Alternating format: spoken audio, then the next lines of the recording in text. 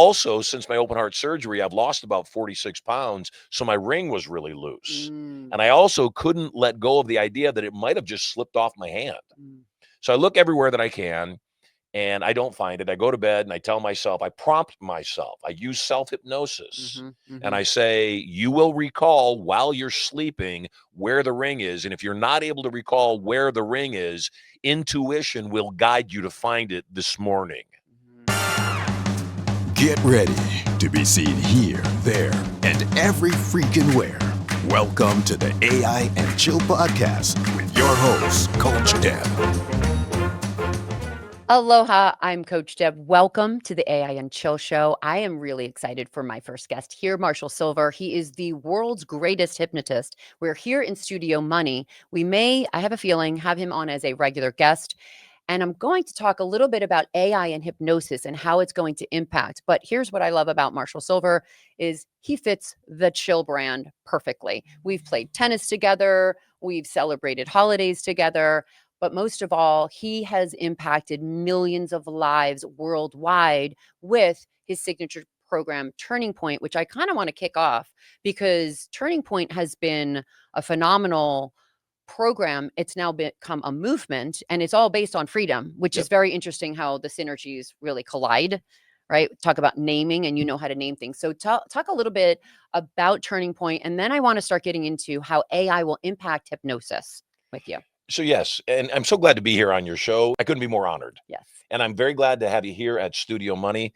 You mentioned Turning Point. Yeah, Turning Mm. Point is an event that I've been doing for over 40 years. And recently, of course, because of what happened with Charlie Kirk and Yeah. all the visibility that he's gotten with Turning Point USA, some people have asked me, are you a part of the Charlie Kirk organization? And to be clear, if I had been invited, I would be, because I Mhm. 100% stand for everything Charlie stood for and what Turning Point USA stands for. Although Turning Point, my Turning Point was launched 40 years ago, so Yeah. way prior to Yeah. Charlie deciding to do Turning Point USA. The reason I call it Turning Point Mhm. is, as a hypnotist, I know that you don't have to get somebody to change everything Mm. to help them end up in a different place. Mm. So if I am wanting to, as an example, walk out the door that's straight in front of me and I'm turned slightly to the right, I don't really have to make a big change. I just have to make this much of a change. Mm. And then I'm on path and eventually I'll get out that door. And it's those kinds of changes for people, whether it's stopping drinking alcohol or eating better food or making different choices as far as relationship are concerned. It's not the big things that usually matter, and it's definitely not the big things that end up getting you in trouble. It's the Mhm. little things that hook you up and stop you from getting what you want. Yeah. I remember I saw you years ago, over a decade, maybe two. It was in Florida, I think, for the first time. And people were just turning their lives around. And it was just this one simple moment that it started. I want to ask you what your turning point is, because I feel like, okay, so you've been doing it for 40 years, but I've seen you evolve. I've seen you in the single life. I see you now with Erica and your wonderful children, Sterling, who's now producing this show, which makes me so happy. So what was your turning point, say, recently? You had a health scare. Mhm. Was that a massive turning point? And does it require from most people to face something, a point of crisis, to say, I'm going to make a shift in my life and do some things different? You asked a lot of I questions there, do. and so I I want do. to I want to go back and address one of them. You said Mm, you had a health scare. yeah. I didn't have a health scare. Mm, I had open heart surgery. And the reason that that's important mm, is we're going to start talking about, because it's AI and chill. yeah. At least I want to Yeah. talk about the distinctions and the similarities between hypnosis and AI. Mm, And so, as a hypnotist, and certainly as a person involved with AI, you've got to be extremely careful of the language that you use to describe the circumstance, and, or in the case of AI, the prompt that you use to get a result. And so, while I did have open heart surgery, one of mm, my heart valves had gotten torn. It wasn't a health scare, mm. because a health scare would actually put me in a worse circumstance. It was something that came up, something I had to deal with, but not something that I would give power to. Mm. In That's an all important things in our distinction. life, I mean, you're either going to die or you're not. Yeah. And if you're going to die, there's no point in being scared. You're going to die anyway. Mm. And if you're not going to die, even less of a reason to be scared, because you're not going to die. Let it go already. So yeah, I had open heart surgery a couple of years ago in the heart of COVID, actually, back Mm. in 21. And when I went to go in for my open heart surgery, It was done by a guy down here in San Diego, Dr. Hemp, he's the #1 robotic heart surgeon in the world. And so what they do these days is the surgeon stands in another room, not even in the operator room, and a robot comes in and does all the surgery. So he's just operating on a keyboard, and the robots are doing the surgery. It's pretty remarkable. Yes. And my surgery was supposed to take 6 hours. They warned me up front it could take about 6 hours. And when I went into the surgery, right before they put the mask on my face, I turned to the doctor and I said 2 things. This is going to be the fastest surgery you've ever done. It's going to go by flawlessly. And when I'm done, you're going to call my wife and you're going to tell her I was a rock star. And I looked at him and he said, "You're pulling that hypnosis stuff on me, aren't you?" I said, "Of course not." That's all I remember. Mm-hmm. Then I remember waking up in the ICU and the nurse that's bringing me out of anesthesia is laughing. And I said, "What's so funny?" She said, "The surgery took 3 hours." She said, "We've never seen that ever. That's impossible." She said, "But everything went as well as it could, every single step of the way, just like you said it was going to." And I said, "And?" She said, she started laughing. She said, "Yes, the doctor already called your wife, said you were a rock star." And your wife answered, "Of course he is." I love it. And then just the end of that story, then I want to answer and address what you asked me in addition. The surgery was done on the 23rd of February in 2021. My son, Maximus, his birthday was the 25th. I was really, really, really concerned about doing the surgery so close to his birthday because God forbid something goes wrong and that Maximus would have that memory and that trigger, that hypnosis around his birthday that Dad passed away. And so I was really concerned about it. So when I came out of surgery on the 23rd, Tuesday, first thing I said to the physical therapist when he came into the room, I said, "How do I get home by Thursday? My son's birthday's on Thursday. I need to sing him happy birthday." He looked at me and he started laughing. He said, "You're not getting home in 2 days. Nobody gets home after open heart surgery in 2 days." I said, "I respect that. If somebody did get home after 2 days, what would they have to do?" And he said, "Well, do you have stairs at your house?" I said, "Yes, I have. It's a 3-story home." He said, "You'll have to be able to walk up and down 2 flights of stairs unassisted 4 times." I said, "Okay, anything else?" Because that didn't seem to faze me. Yep. He said, "Well, yeah, you're going to have to do 4 laps around the entire floor of this hospital without a walker." I said, "Okay, stand me up." He said, "You can't stand up yet. You just came out of surgery. When can I stand up?" He said, "You got to sit up first." So I sat up and went, "Whoa, whoa, whoa." I said, "You told me I had to sit up." I said, "I need you to know I'm making it home by 8 p.m. on my son's birthday. I'm singing happy birthday to him over the candles. That's what I'm going to do." And he said, "Okay." And that's what I did. And I came home and I got home by 8 o'clock. I sang him happy birthday, watched him blow out his candles, and then I went to bed and slept for a day and a half. And so, back to it, the connection between AI and hypnosis is exact.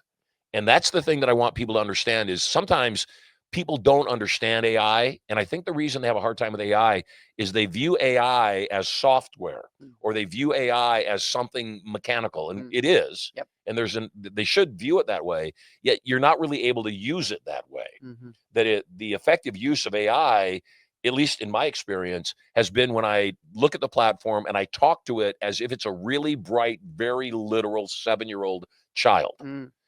It's because if you talk to it like it's a machine, you'll give it machine prompts. Yep. And if you talk to the AI as if it's a human, like I said, a very bright 7-year-old, what do I mean by that? And this is, by the way, a really good way to communicate with people too, that if you communicate so precisely and so simply that it's difficult to misunderstand you, then you'll get the result. Hypnosis is the same way. People don't understand that when you program your brain, when you speak to yourself, that you are always getting exactly what you programmed. There was a movie many years ago with Brendan Fraser called Bedazzled. You remember that movie? Yes, I do. And in the movie Bedazzled, Brendan Fraser, that character, meets the devil. And of course, the devil is a beautiful woman. You could be the devil.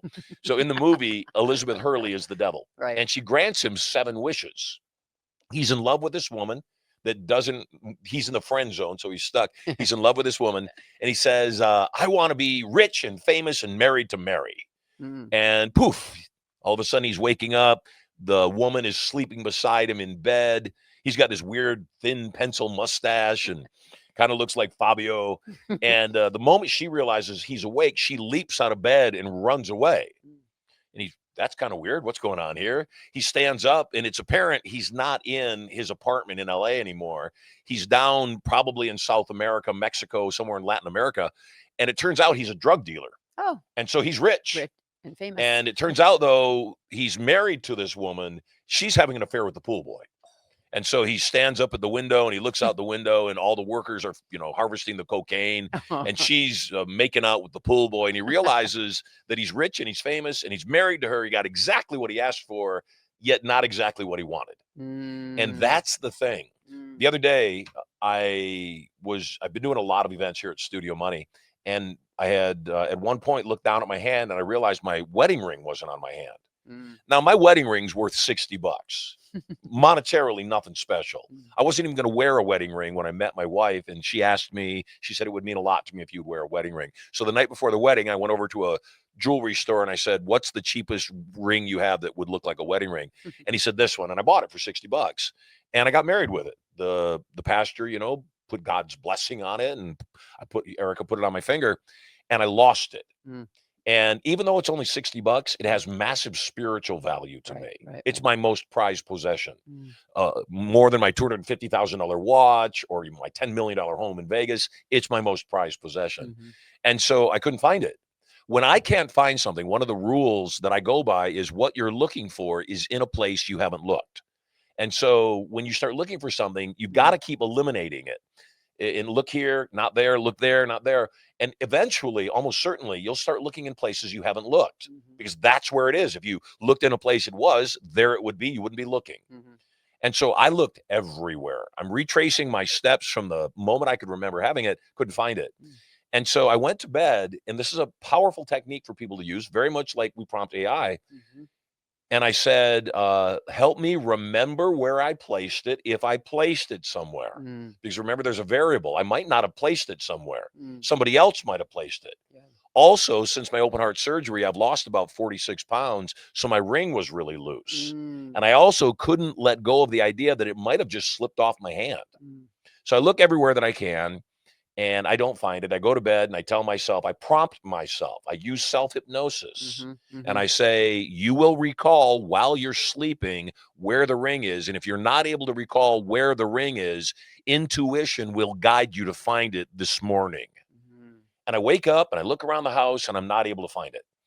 And on the way out the door, Erica, my wife, follows me out the door and she says, check the war room, which is our conference room here at Studio Money. And I said, I already checked the war room. She said, I think you should check it again.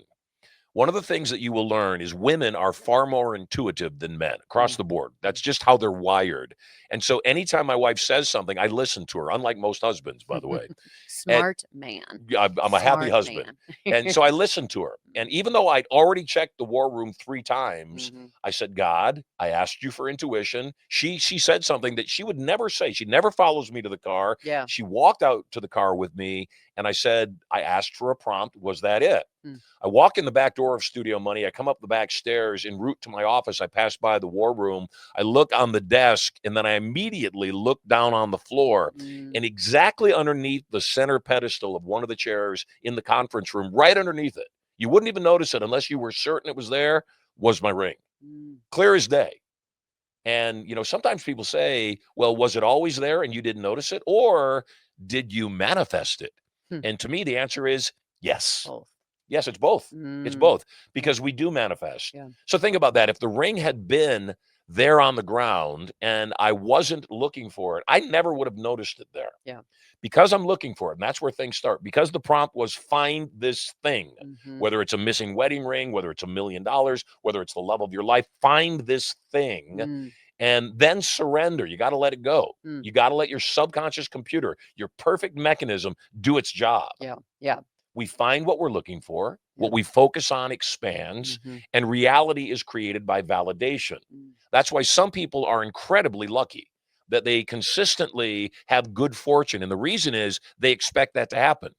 I myself love God very deeply.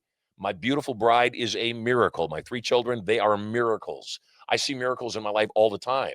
And so for me, it's not a stretch to believe in God. I get so many miracles. There's no other answer. It's supernatural how fortunate I am. I'm looking for it, though. The prompt is, I know that I'm fortunate. I know that I'm lucky. I know that God likes me more than he likes most people. And so I look for that fortune and that blessing all the time, and we find what we're looking for. So there's, by the way, before we started, I want to say, oh yeah, you were talking about a Joe Rogan interview that the Oh, guy yeah. the guy Yeah, got I into love the this. interview, Yeah, and Rogan never said a word because Yeah. the guy just went on, You're and I going- realized that I'm doing it. you're So going for that I interview. love wasn't, but I realized I was doing But it. I love it. But so, because there's so many things. This is going to be 100% an episode you repack and rewind, because there's so many things that I could unpack. That's what we do these days. We unpack things. I don't know how that happened and where it I don't came know, from. 6, 7. 6, 7. Who knows? 6, 7. I Who love knows? it. I'll talk about the trends. I have But kids. this 6, 7. 6, 7. I went to the What bananas. the hell does that mean? Don't have a clue. Oh, the Savannah Bananas. You went. Yes. We need to talk about that and unpack that. So we were sitting front row right behind the pitchers, and all of a sudden the pitcher and then the umpire, freaking great. So Yeah, 6, they're 7, because the amazing. kids are going it. So if you don't know what 6, 7 is, just look it up on Google or TikTok. It's the trend. dictionary word of the year, Oh, which is weird because it's not interesting. one word, it's 2 words. Yeah, 6, 7. 6, 7. But There's it's the space in the dictionary middle. word of the year this year. Oh, wow. Thanks for binging on another episode of AI and Chill podcast with your host, Coach Deb, and her inner circle of AI marketing masterminds. Remember to like this episode, share it with your business BFFs, and subscribe for the first mover advantage on the latest AI hacks with a little barbecue sauce.